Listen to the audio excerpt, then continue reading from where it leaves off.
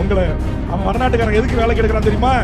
Driver வேலைக்கு எடுக்கிறான், வீட்டுல கக்கூசு கழுவுறதுக்கு எடுக்கிறான், சமைக்கிறதுக்கு எடுக்கிறான், இரவு காவலர் வாட்ச்மேனுக்கு எடுக்கிறான்.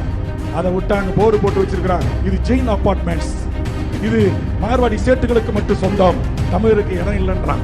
நாய்கள் ஜாக்கிரதை என்று போர்டு போட்டு வைத்திருப்பது போல் இன்னைக்கு தமிழ்நாட்டின் பெரும் பகுதிகளை கைப்பற்றி இன்றைக்கு ஜெயின்ஸ் அபார்ட்மெண்ட்ஸ்களை அடுக்குமாடி குடியிருப்புகளை உருவாக்கி தமிழர்களுக்கு வீடு இல்லை என்று சொல்லுகிறார் தமிழ்நாட்டில். எனதருமை தமிழ் சமூகமே, விழித்துக் கொள்ளுங்கள். நாம் எந்த பிரிதொரு மொழி வழி சிறுபான்மை மக்களுக்கு எதிரானவர்கள் அல்ல. ஆனால் அதே நாட்டில் நான் வாழ்கின்ற தமிழ்நாட்டில் இங்கு இருக்கிற மாநில அரசு பதவிகளும் மத்திய அரசு பதவிகளும் இந்த மண்ணின் பூர்வீகுடி மக்களாக இருக்கிற இங்கே அமர்ந்திருக்கிற என் ஆயிரக்கணக்கான உறவுகளே, நீங்கள் எந்த சாதியோ எந்த மதமோ எந்த கட்சியினராக கூட இருந்து விடுங்கள், எனக்கு அதை பற்றி கவலை இல்லை. ஆனால் இந்த நாட்டில் இருக்கிற அனைத்து வேலை வாய்ப்புகளும் இந்த மண்ணின் பூர்வீகுடி மக்களாக இருக்கிற இங்கே அமர்ந்திருக்கிற என் உறவுகளுக்கு கிடைக்க வேண்டும் என்று சொல்வதுதான் தமிழக வாழ்வுரிமை கட்சி. அந்த கட்சியில தான் அருமை தம்பி குமார் அவர்கள் இங்கு ஆயிரக்கணக்கான உறவுகளோடு உங்களை இணைத்துக் கொண்டிருக்கிறார்.